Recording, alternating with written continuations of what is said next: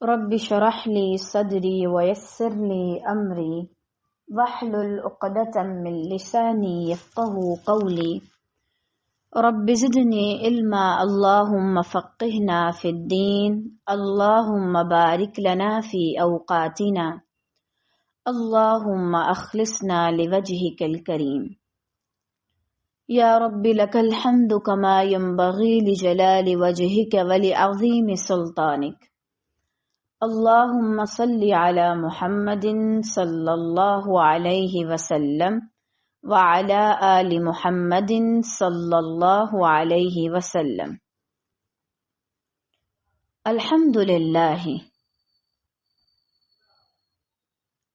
کل کے سبق میں ہم نے دیکھا تھا نماز کی لذت کے بارے میں، قرات کے بارے میں اور اسی طرح مختلف اور چیزوں کے بارے میں۔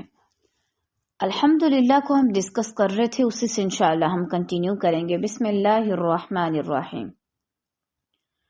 وَمِنْ عُبُودِيَّتِهِ تَسْلِيطُ الْحَمْدِ عَلَى تَفَاصِيلِ أَحْوَالِ الْعَبْدِ كُلِّهَا ظَاهِرَةً وَبَاطِنَةً، اور یہ بھی عبودیت میں سے ہے کہ بندے کے ظاہری اور باطنی تمام حالات پر اللہ کی حمد کا اظہار ہو، ظاہری لحاظ سے بھی باطنی لحاظ سے بھی، دل سے بھی زبان سے بھی وہ اللہ سبحانہ و تعالیٰ کی حمد کا اظہار کر رہا ہو، اللہ کی تعریف بیان کر رہا ہو، اس کا دل اس چیز کو محسوس کرے۔ علی ما یحب العبد وما یکرہہ، ان پر بھی جو بندے کو پسند ہیں اور ان پر بھی جو بندے کو ناپسند ہیں، تمام حالات۔ کبھی زندگی میں ایسے حالات آتے ہیں آپ کہتے ہیں سارا کچھ مرضی کے مطابق ہو رہا ہے، لائف سیٹ جا رہی ہے۔ کبھی کبھی ایسا ہوتا ہے جو آپ کو ناپسندیدہ حالات ہوتے ہیں، ناگوار حالات ہوتے ہیں، وہ آ جاتے ہیں زندگی میں۔ آپ کچھ چاہتے تھے، کچھ ہو گیا، آپ نے کچھ سوچا ہو، کچھ گیا۔ ایسے حالات جو آپ کو پسند نہیں ہیں، ان پر بھی اللہ کا شکر ادا کریں۔ فَهُوَ سُبْحَانَهُ الْمَحْمُودُ عَلَى ذَلِكَ كُلِّهِ فِي الْحَقِيقَةِ، کیونکہ اللہ سبحانہ و تعالی حقیقت میں ان سب کاموں پر قابل تعریف ہے۔ وَإِنْ غَابَ عَنْ شُهُودِ الْعَبْدِ، اگرچہ ان کاموں کی حکمتیں بندے کے مشاہدے سے غیب میں ہیں۔ نہ جانے کتنی جگہ زندگی میں ہم نے مار کھائی، کبھی حالات سے، کبھی لوگوں سے، کبھی رویوں سے، کبھی رشتوں سے، کبھی تعلقات سے، کبھی دوستیوں سے، کبھی اپنے اسٹوڈنٹ سے، کبھی اپنے ٹیچر سے، کبھی اپنے والدین سے، کبھی اپنی اولاد سے۔ وہ ہمیں بہت ناگوار گزرے، لیکن اس میں بھی حکمت تھی۔ بعض اوقات حالات ایسے ہوتے ہیں انسان ٹوٹ کے رہ جاتا ہے، بعض بیماریاں بہت تکلیف دیتی ہیں، لیکن اس میں بھی بہتری ہوتی ہے۔ بعض اوقات آپ کو چلنا زیادہ پڑتا ہے، ہو سکتا ہے اس وقت آپ کے جسم کو ضرورت ہو کہ آپ زیادہ واک کریں، اس لیے کوئی سبب نہیں بن رہا کہ آپ ایک جگہ ٹک سکیں یا کوئی گاڑی نہیں مل رہی۔ اللہ کے ہر کام میں حکمت ہوتی ہے، اگرچہ آپ کو وہ سمجھ نہ آئے۔ ٹھیک ہے، تو یہ بھی سوچ کے اللہ کی تعریف بیان کریں، یا اللہ مجھے نہیں پتا اس میں کیا حکمت ہے، مجھے نہیں پتا یہ کیوں ہو رہا ہے، لیکن میں تیری رضا میں راضی ہوں۔ آگے ہے رب العالمین، جو تمام جہان والوں کا، تمام جہانوں کا رب ہے۔ ثم لقولہ، پھر اس کا یہ کہنا، رب العالمین، رب العالمین، من العبودیت شہود تفردہ سبحانہ بالربوبیہ، پھر اس کا رب العالمین کہنا اللہ سبحانہ و تعالی کا ربوبیت میں اکیلے ہونے کو قبول کرنا عبودیت میں سے ہے، کہ صرف اللہ ہی رب ہے، اللہ کے سوا کوئی نہیں ہے۔ کیونکہ اگر ایسے ہوتا کہ معاذ اللہ اللہ تعالیٰ صرف کسی ایک خاص پلانٹ کے رب ہیں معاذ اللہ، تو اس کا نام آ جاتا اور باقی کوئی اور بھی اپنا تعارف آ کے کرواتا۔ لیکن چونکہ اللہ اکیلا ہے اپنی ربوبیت میں، کوئی اور رب نہیں. ربوبیت یعنی اس کا رب ہونا، وہ پالتا ہے، پیدا کرتا ہے، تدبیر کرتا ہے. ان تین کاموں میں اور کوئی نہیں ہے. باقی تو ہے لیکن خاص طور سے رب کے مفہوم میں جو پایا جاتا ہے خالق، مالک، مدبر. وَأَنَّهُ كَمَا أَنَّهُ رَبُّ الْعَالَمِينَ، جیسا کہ وہ رب العالمین ہے. وَخَالِقُهُمْ، اور ان کا خالق ہے. وَرَازِقُهُمْ، اور ان کا رازق ہے. وَمُدَبِّرُ أُمُورِهِمْ، اور ان کے کاموں کی تدبیر کرنے والا ہے. اب یہ رب العالمین کے کام بھی بتائے جا رہے ہیں، ڈیفینیشن ایک طرح سے. اس نے ان کو بنایا، ان کو رزق دیا، چاہے وہ رشتوں کی صورت میں ہو، محبت کی صورت میں ہو، تعلقات کی صورت میں ہو، ہر چیز اسی نے تو عطا کی ہے. ان کے کاموں کی تدبیر کر رہا ہے. زندگی میں بہت کچھ ایسے ہوتا ہے، تقریباً زیادہ تر ہم نے کچھ سوچا ہو کچھ گیا، تو اس کا کیا مطلب ہے؟ آپ اپنی زندگی کی پلاننگ نہیں کر رہے، آپ صرف سوچ رہے ہیں بیٹھے. اصل پلاننگ اللہ تعالیٰ کر رہے ہیں، اس نے کی ہوئی ہے آلریڈی. آپ کے ساتھ کیا کیا ہوگا، کب کب، کہاں کہاں آپ نے کیا کیا کرنا ہے. اور یہ اللہ کا بہت بڑا فضل ہے. اگر اللہ ہمارے ہی ہاتھوں سارا کچھ رہنے دیتا، ہمارا رزق اور باقی چیزیں، بہت فساد ہوتا. یہ اللہ کا شکر ہے کہ اس نے مین چیزیں اپنے پاس رکھی ہیں، صرف اپنے پاس رکھی ہیں، باقیوں میں چلے تھوڑا بہت پھر اختیار دے دیے. وَمُوجِدُهُمْ، ان کو نئے سرے سے بنانے والا. کبھی کبھی ہم گنہگار ہوتے ہیں، پھر یوں لگتا ہے جیسے کسی نے نئے سرے سے ہمارے دل کو بنایا. جس دل میں پہلے لغویات، غلط باتیں اور پتہ نہیں کیا کیا تھا، اب وہ دل ایک نئے سرے سے کام کر رہا ہے، اللہ کی طرف جا رہا ہے. جو پہلے لوگوں کی محبتوں میں ڈوبا رہتا تھا، اب وہ اللہ کی محبت کو ڈھونڈ رہا ہے. اور یہ بھی کہ انسان کچھ بھی نہیں تھا تو اللہ تعالیٰ نے نئے سرے سے اس کو بنایا، بالکل ایسے کہ وہ کچھ بھی نہیں تھا. دونوں مفہوم ہو سکتے ہیں.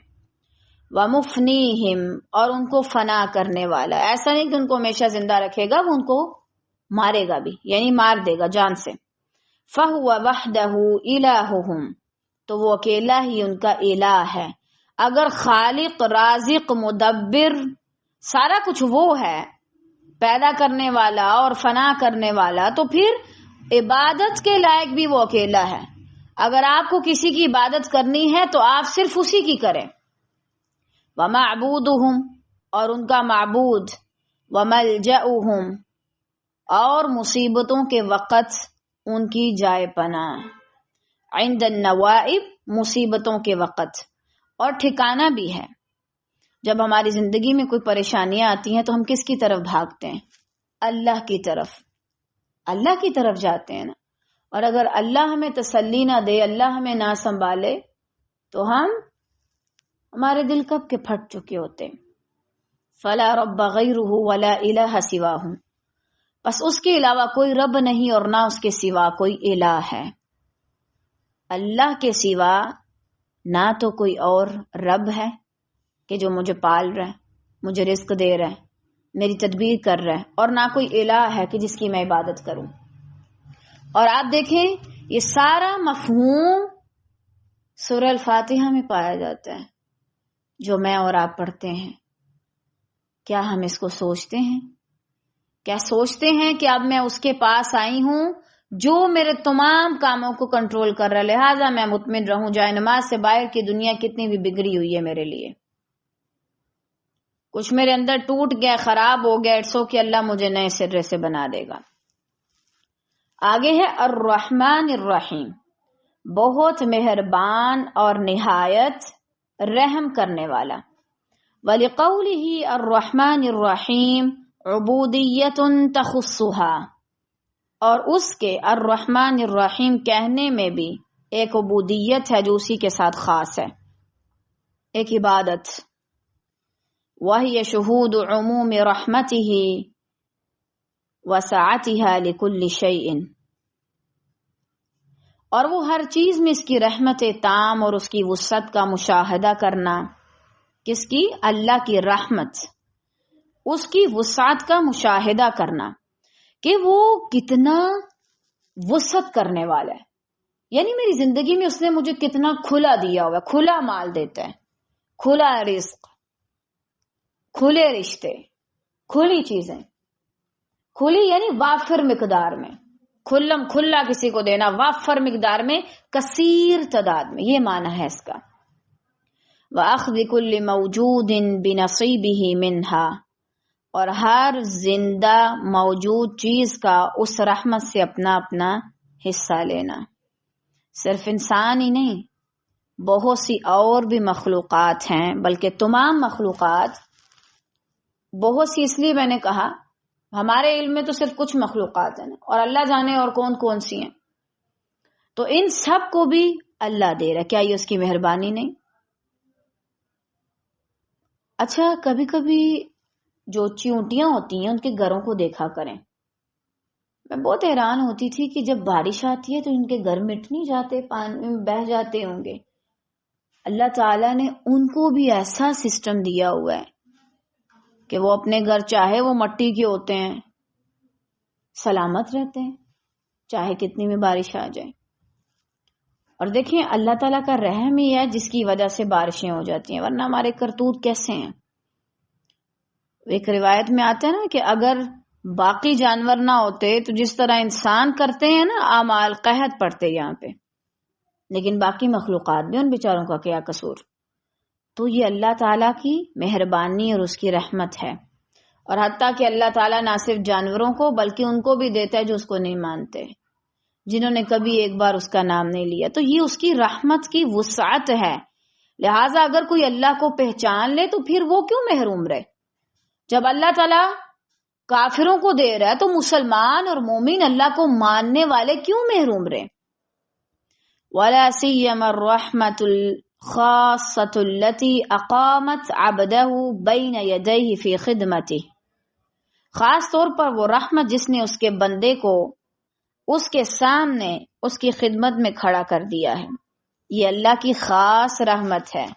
اگر آپ کو توفیق مل رہی ہے کہ اللہ کے سامنے جا کے میں عبادت کروں، جھک جاؤں اور اس کو راضی کرنے کی کوشش کروں. ایک وہ شخص ہے جو مصلی تک آتا ہی نہیں، بیچارہ ہے ہی بد نصیب، نہ اس نے اللہ کو یاد کیا نہ اللہ نے اس کو یاد کیا. ایک وہ بد نصیب ہے جو آتا تو ہے لیکن کچھ نہیں لے کے جاتا، خالی ہاتھ لوٹ جاتا ہے، بس آتا ہے تکبر کرتا ہے، ریاکاری کرتا ہے اور نکل جاتا ہے.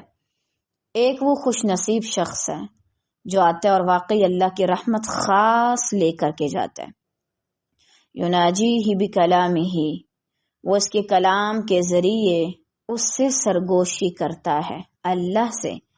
وَيَتَمَلَّقُهُ وَيَسْتَرْحَمُهُ، اس کی خوشامد کرتا اور رحمت طلب کرتا ہے، یعنی اس کی تعریف کرتا ہے ایکسٹرا زیادہ، چاہے اس کے دل میں اتنی محسوس نہ بھی ہو رہی ہو لیکن وہ بہت زیادہ اس کی تعریف کرتا ہے اور اس سے اس کی رحمت کا سوال کرتا ہے. وَيَسْأَلُهُ هِدَایَتَهُ وَرَحْمَتَهُ، اور اس سے اس کی ہدایت، رحمت کا سوال کرتا ہے. وَإِتْمَامَ نِعْمَتِهِ عَلَيْهِ، اور اپنے اوپر اس کی نعمت کی تکمیل کا سوال کرتا ہے کہ یا اللہ یہاں تک تو لے آیا، اب اپنا انعام پورا کر اور مجھے جنت تک بھی لے جا. فَهَذَا مِن رَحْمَتِهِ بِعَبْدِهِ، تو یہ اللہ کی اپنے بندے پر رحمت ہے. فَرَحْمَتُهُ وَسِعَتْ كُلَّ شَيْءٍ، تو اللہ کی رحمت ہر چیز پر چھائی ہوئی ہے. کما ان حمدہ وسع کل شیء، جیسے کہ اس کی حمد ہر چیز پر چھائی ہوئی ہے. سبحان اللہ و بحمدہ. طالبات، اگر یہ ساری چیزیں ہم سوچیں تو جب ہمیں احساس ہوتا ہے کہ اگلا مجھ سے بے نیاز ہے، مثلا میں کسی شخص سے بات کرتی ہوں اور میں یہ محسوس کرتی ہوں کہ اس کے لیے ضروری نہیں ہے کہ میں اس سے بات کروں، اس کا مجھ سے بات کیے بغیر بھی گزارا ہو جاتا ہے، پھر انسان زیادہ مائل ہوتا ہے اس انسان کی طرف کہ ہاں بھائی اس کو تو کوئی فرق نہیں پڑتا لیکن مجھے تو اس سے بات کرنی ہے. جب انسان یہ چیز سوچ لیتا ہے نا کہ اللہ اتنی تعریفوں والا اور اتنا بلند ہے اس کو فرق نہیں پڑے گا اگر میں اس سے بات نہیں کرتی، اگر میں اس کا حق ادا نہیں کرتی، اگر میں اس کی حمد بیان نہیں کرتی، مجھے بہت پڑے گا۔ اگر آپ کو اللہ تعالیٰ کی بے نیازی کا اندازہ ہو جائے تو شاید آپ کبھی سجدے سے سر نہ اٹھائیں کہ وہ کتنا بے نیاز ہے، اسے کوئی پرواہ نہیں، کوئی آئے کوئی نہ آئے، وہ رب ہے، اس نے اپنا حق ادا کیا، آپ کو پیدا کیا، رزق دیا، تدبیر کی، اور اس کے بعد آپ سے حساب کتاب بھی لے گا۔ تو ان تمام معنوں کو اپنے پاس مختصر کر کے لکھیں، روزانہ ان کو محسوس کریں تاکہ آپ کو نماز میں بھی ان کی عادت ہو سکے۔ وبعدها مالک یوم الدین، اور اس کے بعد ہے بدلے کے دن کا مالک۔ اب اس سے پہلے چونکہ آپ پڑھ چکے ہیں کہ اللہ کی رحمت ہر چیز پر چھائی ہوئی ہے، ہر چیز پر، ہر طرف آپ کو اللہ کی رحمت نظر آئے گی۔ آپ نے گناہ کیے، بھول گئے، ابھی یاد آیا، اچھا اللہ نے کچھ نہیں کہا، یہ رحمت ہی تو ہے، موقع دے رہا ہے، مہلت دے رہا ہے، سمجھا رہا ہے۔ جیسے ہم نے پیچھے اسی کتاب میں پڑھا تھا کہ ایک مالک جب ایک باغ کی بہت زیادہ کیئر کرے، اس میں سے ایک درخت کسی کام کا نہ نکلے تو پھر مالک کا حق بنتا ہے کہ اسے جلانے میں استعمال کرے۔ لہذا جو بندے اتنی محبت کے بعد، اتنی رحمت کے بعد بھی کوئی فائدہ نہ اٹھائیں اور بیکار پڑے رہیں، تو پھر ایسے لوگوں کا واقعی میں استعمال آگ میں ہونا چاہیے، اللہ کی پناہ۔ ثم یعطی قولہ مالک یوم الدین عبودیتہا، پھر اس کے قول مالک یوم الدین کو اس کی عبودیت دی۔ وَيَتَأَمَّلُ تَضَمُّنَهَا لِإِثْبَاتِ الْمَعَادِ، اور اس بات پر غور و فکر کہ دوبارہ جی اٹھنے کا اس بات اس قول میں شامل ہے۔ ظاہری بات ہے کہ مالک یوم الدین کون سا دن ہے؟ یوم الدین قیامت کا دن ہے نا، جس دن انسان اپنے اعمال کی سزا یا جزا بھگتے گا۔ تو اس میں وہ محسوس کرے کہ مجھے دوبارہ مر کے دوبارہ اٹھنا ہے، اس رب کے سامنے حاضر ہونا ہے۔ وَتَفَرُّدَ الرَّبِّ فِيهِ بِالْحُكْمِ بَيْنَ خَلْقِهِ، اور یہ کہ اس روز رب اکیلا ہی اپنی مخلوق کے درمیان فیصلہ کرے گا۔ ایک لحاظ سے یہ چیز اس کو تسلی بھی دلائے گی کہ ٹھیک ہے بھائی، بس میرا رب ہے، وہ میرا فیصلہ کرے گا، لہٰذا مجھے کسی اور کی بات کو دل پہ لینے کی ضرورت نہیں، یا لوگوں کی زیادتیوں کو زیادہ سوچنے کی ضرورت نہیں۔ دوسری طرف یہ اسے ڈرائے گی بھی، جن لوگوں کے ساتھ مل کے میں نے اللہ کی نافرمانی کے کام کیے وہ تو بیچ میں آئیں گے نہیں، فیصلہ تو میرا اللہ نے کرنا ہے، کوئی اور تو مجھے بچا ہی نہیں سکے گا۔ اچھا، ایک شخص ساری زندگی جا کے قبروں پہ سجدے کرتا رہا، ان سے اپنی منتیں مرادیں پوری کرواتا رہا، اور آخر میں اسے احساس ہی نہیں ہوا کہ اس نے اللہ کے سامنے اکیلے جانا ہے اور اللہ نے اکیلے اپنی تمام مخلوقات کا فیصلہ کرنا ہے۔ فَإِنَّهُ يَوْمٌ يَدِينُ فِيهِ الْعِبَادِ بِأَعْمَالِهِمْ فِي الْخَيْرِ وَالشَّرِّ، تو وہ دن ایسا ہوگا جس میں وہ بندوں کو ان کے اعمال کا بدلہ بھلائی یا عذاب کی صورت میں دے گا۔ وَذَلِكَ مِن تَفَاصِيلِ حَمْدِهِ وَمُوجِبِهِ، یہ اس کی تعریف اور اس کو واجب کرنے کی تفصیلات میں سے ہے۔ آپ سوچیں ذرا، مالک یوم الدین جب ہم پڑھتے ہیں، ہم کیا کر رہے ہوتے ہیں؟ چولہا بند کر رہے ہوتے ہیں جائے نماز پہ کھڑے کھڑے، اپنے خیالوں میں کسی سے بات کر رہے ہوتے ہیں، کسی کا میسج سوچ رہے ہوتے ہیں، کسی کی بات پہ ہم مسکرا رہے ہوتے ہیں آہستہ آہستہ، یا ہنڈیا میں چمچ مار رہے ہوتے ہیں، یہ سوچ رہے ہوتے ہیں وہ لگی تو نہیں ہے۔ کیا کر رہے ہوتے ہیں ہم اس وقت جب ہمیں یہ سوچنا ہے کہ ہم ایک دن اگلی دنیا میں پہنچ جائیں گے؟ اور پہنچ جانا تو پھر بھی ٹھیک تھا، لیکن جب بندہ یہ سوچے کہ آگے جا کے اچھا یا برا بدلہ ملے گا تو پھر کیا ہے؟ سوچئے۔ وَلَمَّا كَانَ قَوْلُهُ الْحَمْدُ لِلَّهِ رَبِّ الْعَالَمِينَ إِخْبَارًا عَنْ حَمْدِهِ تَعَالَى قَالَ اللَّهُ، اور جب اس کا قول الحمد للہ رب العالمین اللہ تعالیٰ کے بارے میں بتا رہا ہے تو اللہ تعالیٰ فرماتا ہے حمیدنی عبدی، میرے بندے نے میری تعریف کی۔ وَلَمَّا كَانَ قَوْلُهُ، اور جب وہ اس قول کو کہتا ہے الرحمن الرحیم، الرحمن الرحیم اعادتا و تکریرا لأوصاف کمالہ، تو اس کے کمال کے اوصاف کے اعادہ اور تکرار کے لیے ہے، وہ اس کو بار بار دہراتا ہے، تکرار کرتا ہے۔ تو بہرحال یعنی اللہ سبحانہ و تعالیٰ اس پر بھی فرماتا ہے حمیدنی عبدی، میرے بندے نے میری تعریف بیان کی۔ قال اللہ تعالی، فرماتا ہے اللہ تعالیٰ اثنا علی عبدی، میرے بندے نے میری ثنا بیان کی۔ فإن الثناء انما يكون بتکرار المحامد وتعداد اوصاف المحمود، کیونکہ یہ ثنا دلائل کی تکرار اور قابل تعریف ہستی کے اوصاف کی تعداد ہے۔ یعنی انسان نے اللہ کی حمد بیان کی تو یہ چھوٹی چیز نہیں ہے، رب العالمین کی ثنا بیان کی۔ وَلَمَّا وَصَفَهُ تَعَالَى بِتَفَرُّدِهِ بِمَلِكِ يَوْمِ الدِّينِ، جب اللہ تعالی نے اپنا وصف بیان کیا کہ قیامت کے روز وہ اکیلا بادشاہ ہے۔ اب دیکھیں، آپ بھی محسوس کریں، کم از کم ایک نماز ایسی رکھیں، غالباً تہجد کی نماز بہت اچھی رہے گی کہ جس میں پھر آپ ایک ایک چیز کو سوچیں۔ ابھی اللہ تعالیٰ یہ کہہ رہے ہیں، پھر اس کو محسوس کریں۔ اردو میں بولنا نہ شروع کر دیں، لیکن جس بات پہ کنٹرول رکھتے ہوئے اس کو محسوس کریں۔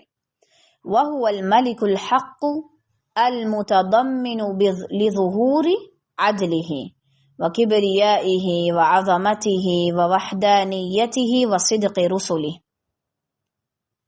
اور وہ بادشاہ برحق ہے، وہ دن اس کے عدل کے ظہور، جس دن اللہ تعالیٰ عدل کرے گا، پھر لوگ دیکھیں گے کہ ایک انچ کا بھی فرق نہیں، تھوڑا سا بھی فرق نہیں۔ کبریائی اور عظمت توحید اور اس کے رسولوں کی سچائی پر مشتمل ہے۔ اس دن لوگوں کو پتہ چلے گا توحید اصل میں ہے کیا، توحید، اور رسول جو آ کے کہہ رہے تھے وہ سچ تھا یا معاذ اللہ وہ کسی اور چیز کی وجہ سے کہہ رہے تھے، ہر چیز کھل کے سامنے آ جائے گی۔ سمى هذا الثناء مجدا فقال، اس وجہ سے اس ثنا کا نام مجد رکھا گیا۔ فقال، تو اللہ تعالیٰ فرماتا ہے مجدنی عبدی، میرے بندے نے میری بزرگی بیان کی۔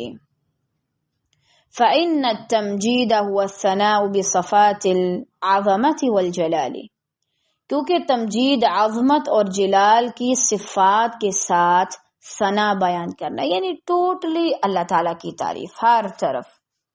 انسان تقریباً زیادہ تر نماز میں ایک ایک چیز میں کیا کرتا ہوتا ہے؟ اللہ کی تعریف بیان کر رہا ہے، اللہ کی تعریف بیان کر رہا ہے، لیکن اگر اس کا فوکس ہوگا تو۔ اسی لیے طالبات، اللہ تعالیٰ آپ سب پہ رحم کرے، جب میں نے سٹارٹنگ میں یہ کتاب شروع کروائی تھی، ایک ایک چیز اتنی ڈیٹیل میں اس لیے ہم گئے تھے تاکہ آئندہ ہمیں اچھے سے سمجھ آئے۔ وہ جو مثالیں دی گئی تھیں، کوئی درختوں سے، کوئی جڑی بوٹیوں سے، کوئی کسی چیز سے، کوئی قحط سالی سے، کوئی بارش سے، وہ اسی لیے سمجھنا ضروری تھا تاکہ آپ اپنے دل کو پہچانیں اس کے اندر قحط ہے یا کیا ہے، اور اس کو آپ سیراب کریں اللہ کی رحمت کے ساتھ۔ پھر آپ کو یہ چیزیں محسوس ہوں گی، ادروائز آپ بس پڑھیں گے اور نکل آئیں گے۔ ایاک نعبد و ایاک نستعین، ہم صرف تیری ہی عبادت کرتے ہیں اور صرف تجھ ہی سے مدد چاہتے ہیں۔ ابھی دیکھیں کتنے بڑے بڑے دعوے ہم اللہ کے سامنے کرتے ہیں۔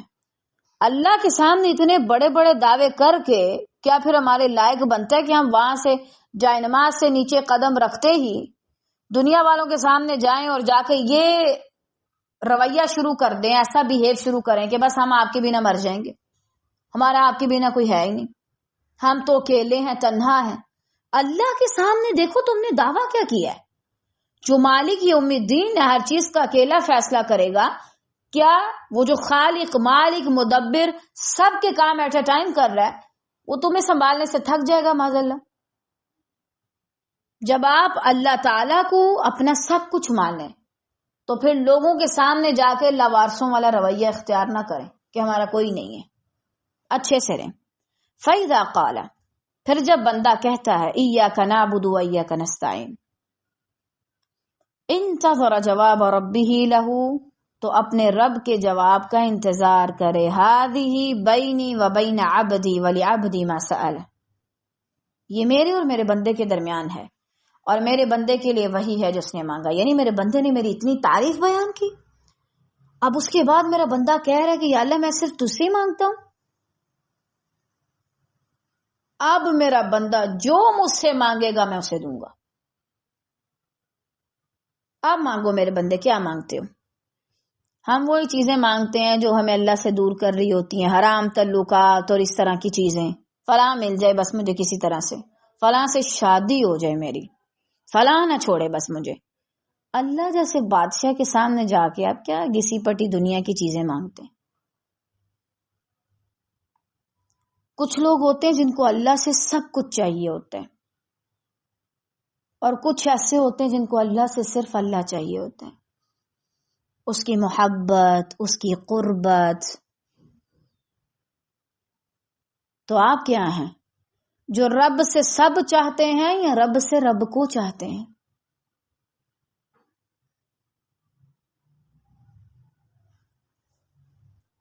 وَتَأَمَّلَ عُبُودِيَّةَ هَاتَيْنِ الْكَلِمَتَيْنِ وَحُقُوقَهُمَا، اور ان دونوں کلموں کی عبودیت اور ان کے حقوق میں غور کرے. کہہ تو دیا میں نے، اب میرا حق کیا بنتا ہے؟ یا میں کہوں یا اللہ میں آپ کی عبادت کرتی ہوں، وہاں جا کے میں کہوں جی شوہر حضور بتائیے کون سا غلط کام کروں آپ کی خاطر؟ بے پردگی کرنی ہے، اچھا ٹھیک ہے. بروٹے بنواؤں، یعنی آئی برو بنواؤں، ٹھیک ہے. آپ کے دوستوں کے ساتھ جا کے بات کروں، چاہے کسی بھی ریلیٹڈ ہو، اٹس اوکے. یہاں آپ نے جائے نماز پہ دعویٰ کیا، بھئی آپ تو سچی نہیں ہے، قول و فعل میں اتنا تضاد. یہاں میں نے کہا کہ یا رب میں تیری ہوں، جو تو کہے میں وہ مانوں گی. عبادت کا مطلب یہی ہے نا. اور جائے نماز سے اترتی میرے لیے اللہ کو چھوڑ کے سب رشتے اتنے عزیز ہو گئے کہ میں نے اللہ کی نافرمانی شروع کر دی. کیوں؟ کیا وجہ ہے؟ ترجمہ نہیں آتا تھا، سوچ کے نہیں بولا تھا، یا بولنے کے بعد آپ بھول گئے کہ کیا دعوے کر کے آئے ہوں؟ کتنی شرمندگی ہے ایک بندے کے لیے کہ اللہ سے اتنے بڑے بڑے دعوے کرے اور جاتے سار اپنا عمل اس کے خلاف کرے. بہت شرمندگی کی بات ہے. تو ان میں غور و فکر کریں. وَمَيَّزَ بَيْنَ، وہ فرق کرے، الکلمۃ التی للہ تعالی، اس کلمے کے درمیان جو اللہ تعالیٰ کے لیے ہے، والکلمۃ التی للعبد، اور اس میں بھی جو بندے کے لیے ہے. وقف وفقہ سر کون احداہما للہ تعالی والاخری للعبد، اور ان دونوں میں ایک کا اللہ تعالیٰ کے لیے اور دوسرے کا بندے کے لیے ہونے کے راز کی فقہ میں بھی فرق کرے. کہ ٹھیک ہے اللہ کی تعریف بھی بیان کی، اللہ کی حمد بھی بیان کی، اب اس میں مجھے کرنا کیا چاہیے؟ کیا صرف یہ کافی ہے کہ میں یہاں پہ آؤں اور اللہ کی تعریف بیان کروں، یا مجھے کچھ عملاً بھی کر کے دکھانا ہے؟ اس کی بھی پہچان حاصل کرے. وَمَيَّزَ بَيْنَ، اور وہ فرق کرے، التوحید الذی تقتضیہ کلمۃ ایاک نعبد، والتوحید الذی تقتضیہ کلمۃ ایاک نستعین. وہ اس توحید کے درمیان بھی فرق کرے جس کا یہ کلمہ ایاک نعبد تقاضا کر رہا ہے، اور اس توحید کے درمیان بھی فرق کرے جس کا تقاضا یہ کلمہ ایاک نستعین کر رہا ہے. وفقہ سر کون ہاتین الکلمتین فی وسط السورۃ بین نوعی الثناء قبلہما والدعاء بعدہما. وہ اس راز کی فقہ کی بھی تمیز کرے کہ یہ دونوں کلمے اس صورت کے درمیان میں کیوں واقع ہوئے ہیں. ان دونوں سے پہلے دو طرح کی ثنا ہے، اور ان دونوں کلمات کے بعد دعا ہے. غور کرے، اچھا اس سے پہلے میں نے اللہ کی تعریف بیان کی میں نے اللہ کو بڑا مانا نا، رب مانا، رب العالمین مانا. اس کے بعد میں نے کہا ایاک نعبد، ہم اللہ تیری عبادت کریں گے، کرتے ہیں. تو یعنی مجھے اب اس کی عبادت بھی کرنی ہے، صرف بڑا مان لینا کافی نہیں ہے. جی آپ میرے والدین ہیں بس کافی ہے، والدین کی ماننے بھی تاکہ پتہ چلے وہ آپ کے بڑے ہیں. اللہ کو صرف، آج اکثر مسلمانوں نے اللہ کو تو ماننا ہوا ہے، اللہ کی نہیں مانتے. بڑے بڑے دعوے کر لیے، محبت میں آنسو بہا لیے، لیکن عمل کرتے ہوئے پتہ نہیں کیا دکھائی دیتا ہے ان کو. اور آگے چونکہ اس نے ہدایت مانگی، اس پر بھی اسے اللہ کی مدد چاہیے.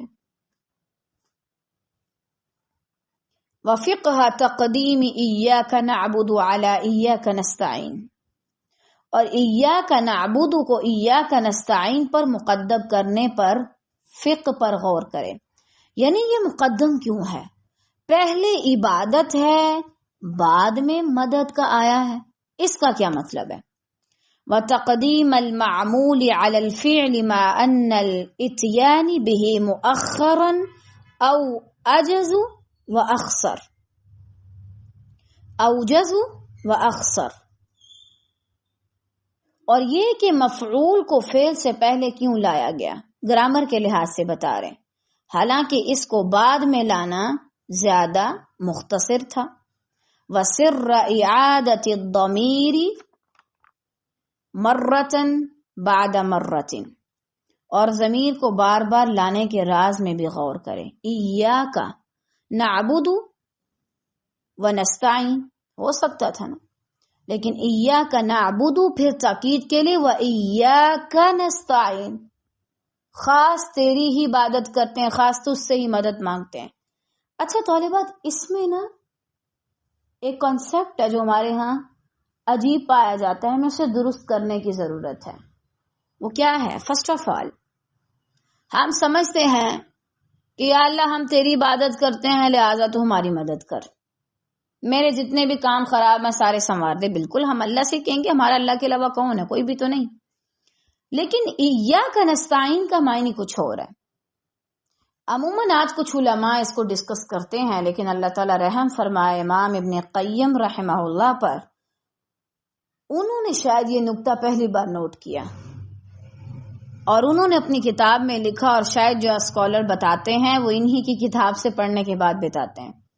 ہم حیران ہو جاتے ہیں فلاں اسکالر ایسی باتیں کرتا ہے، انہوں نے پڑھا ہوتا ہے ماشاءاللہ سے. سلف صالحین کی بہت محنت ہے، بہت بڑا کردار ہے. ہم اللہ سے مدد کس چیز پہ مانگتے ہیں؟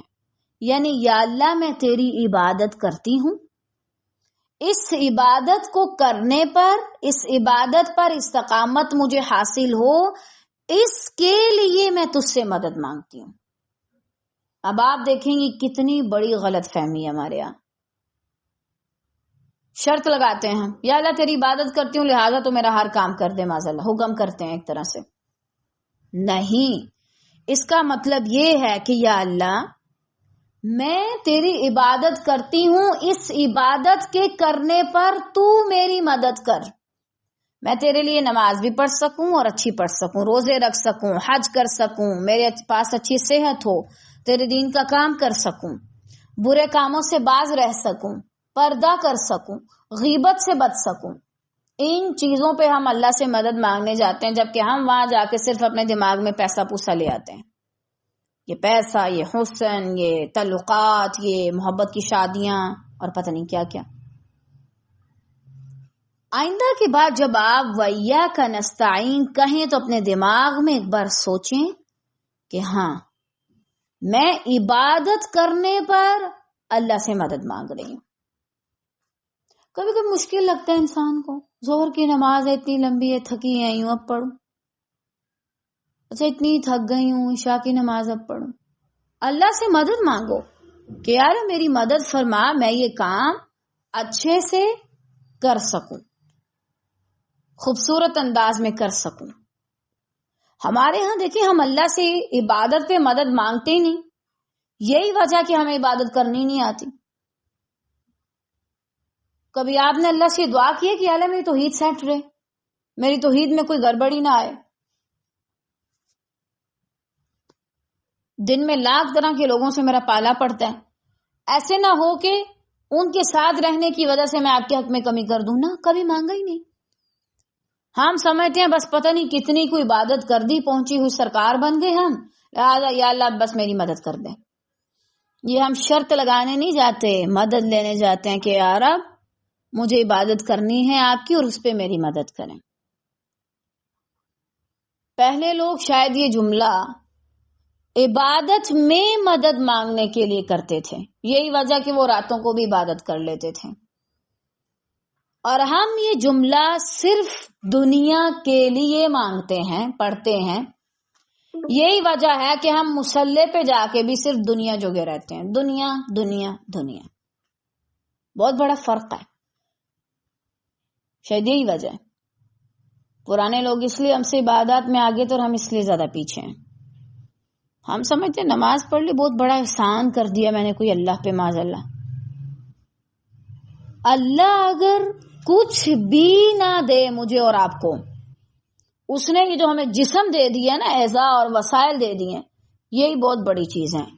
اسی پر ہمارا حق بنتا تھا کہ ہم اس کی عبادت کریں اور کوئی کمی نہ کریں. کہاں یہ کہ اس نے ہمیں لاکھ طرح کی نعمتیں دی ہیں. تو عبادت کے لحاظ سے، دین کے کام کے لحاظ سے، اللہ کی باتوں کو ماننے کے لحاظ سے، کوئی بھی چیز اگر طالبات آپ کو مشکل لگتی ہے تو اللہ سے کہیں.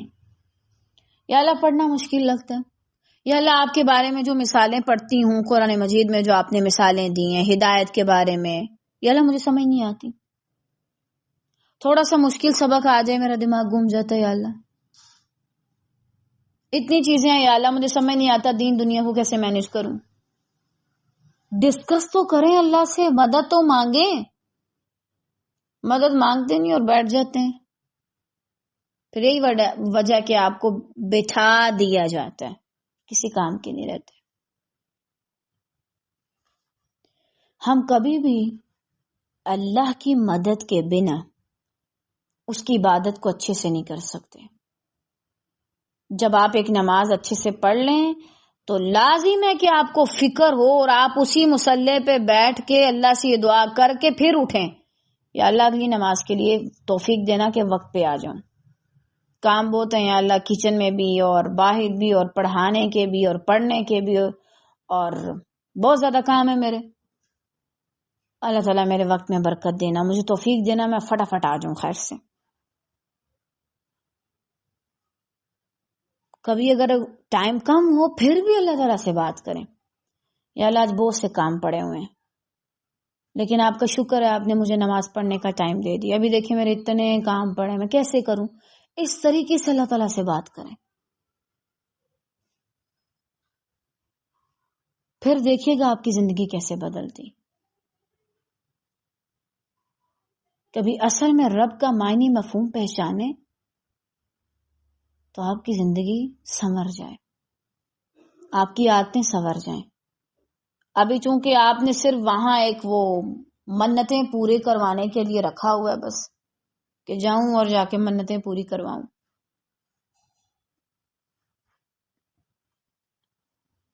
اور آپ کو پتہ ہے طالبات یہ آیت ہمیں ایک اور کیا چیز بتاتی ہے. میں اور آپ اللہ سے یہ گلہ نہیں کر سکتے باجی اتنے سال ہو گیا نماز پڑھ رہی ہوں، قرآن پڑھ رہی ہوں، کوئی فائدہ نہیں ہوا. کیوں بھائی؟ کیا اللہ تعالیٰ نے یہ کہاں پہ کہا ہے کہ تم آؤ آ کے میری عبادت کرو تو اس کے بدلے میں تم مجھ سے یہ دنیا میں لے لینا؟ اللہ نے کیا شرط لگائی ہے؟ ماشاء اللہ، عبادت ہم نے اس لیے کرنی ہے وما خلقت الجن والانس الا لیعبدون، کیونکہ ہمیں پیدا ہی اس کام کے لیے کیا گیا. جبکہ ہم سمجھتے ہیں صرف شادی کرنے، بچے پیدا کرنے اور ان کو پالنے میں کیا گیا ہمیں پیدا، اور صرف کھانے پینے کے لیے، گھومنے پھرنے کے لیے. نہ، آپ کو اللہ کی عبادت کے لیے پیدا کیا گیا ہے. آپ کے پاس کا کنڈا نہیں رہا، آپ نے پھر بھی اللہ کی عبادت کرنی ہے. یہ اعتراض ہی غلط ہے، بے تکا، فالتو. بھائی میں 4 سال سے یا 40 سال سے نمازیں پڑھ رہی ہوں، میری دعا کیوں نہیں سنیں گی؟ اللہ سنتا ہے، جواب دیتا ہے، لیکن آپ اگر عبادت اس نیت سے کر رہے ہیں کہ بس میری سنی جائے اور میں یہاں سے نکلوں، تو پھر تو نہ ہی سنی جائے تو بہتر ہے. کم از کم آپ عبادت سے تو نہ جائیں. تو اس جملے کو اپنے پاس لکھیں. میں نے اللہ کی عبادت اس لیے نہیں کرنی کہ اللہ مجھے ہر چیز دیتا جائے یا میری خواہشات کو پورا کرے یا اپنے کام کروانے کے لیے معاذ اللہ میں عبادت کروں. میں نے اللہ کی عبادت اس لیے کرنی ہے کیونکہ اس نے مجھے پیدا کیا ہے, وہ میرا رب ہے. آپ کہ نہیں امی ابو آپ میری بات مانیں گے تو میں آپ کا کام کروں گی. بھائی وہ آپ کے والدین ہیں, وہ مانے یا نہ مانے ان کی عزت کرنا, ان کے کام کرنا, ان کے کام آنا آپ پر فرض ہے کیونکہ وہ آپ کے والدین ہیں. اسی طرح آپ کا ایک رب ہے جس نے آپ کو پیدا کیا, کچھ نہیں تھے آپ, لم یکن شیئا مذکورا. اور اب آپ تھوڑے سے بڑے کیا ہوگے, آپ کہنے لگے کہ یا اللہ میری یہ شرطیں پوری کرو تب نماز پڑھوں گی, یا اتنے دن ہو گئے نماز پڑھتے ابھی تک یہ ہوا کیوں نہیں, اللہ سے کب سے دعا کری تھی ابھی تک کیوں نہیں ہوا. قطعاً نہیں. اللہ سے اس طرح کے شکوے نہ کریں, یا اللہ میں تو اتنے دین کے کام کر رہی ہوں, میرے راستے میں کیوں مشکلات آتی ہیں. بعض اوقات ہوتا ہے نا آپ گھنٹوں چلتے ہیں, پتہ نہیں کبھی آپ کے ساتھ ہوا ہو کہ نہیں, گھنٹوں آپ چل رہے ہیں, کہیں مجھے قرآن پڑھنے کے لیے جگہ ملے, نہیں ملتی. واللہ بعض اوقات آپ گھنٹہ چلتے ہیں, تھک جاتے ہیں, اور کبھی کبھی ایسے ہوتا ہے آپ کے منہ سے نکل ہی آتا ہے یا اللہ مجھے آپ کا کام کرنے کے لیے جگہ نہیں مل رہی, کیوں اعتراض کر رہی ہو بہن. نہیں بنتا. اللہ کے کام کرنے میں مشکلات بھی آئیں تب بھی تم یہ گلا نہیں کر سکتی کہ میں اچھے کام کر رہی ہوں تو میرے راستے میں کیوں رکاوٹیں آ رہی ہیں. تمہیں صرف اللہ سے مدد مانگنی ہے. یہ تمہاری زندگی کا امتحان ہے کہ تم نے امتحانوں کو بھی خیال میں رکھنا ہے اور عبادت بھی کرنی ہے. ٹھیک ہے, آج کے لیے اتنے کافی, باقی انشاءاللہ خیر سے ہم کل پڑھیں گے. آپ لوگوں نے لازماً اپنا محاسبہ کرنا ہے کہ میں ایاک نعبد و ایاک نستعین کس نیت سے پڑھتی آئی ہوں, اور آئندہ مجھے کہاں پہ اپنی اصلاح کرنی ہے, اور مجھے آئندہ اچھی نیت کے ساتھ پڑھنا ہے. بارک اللہ فیک.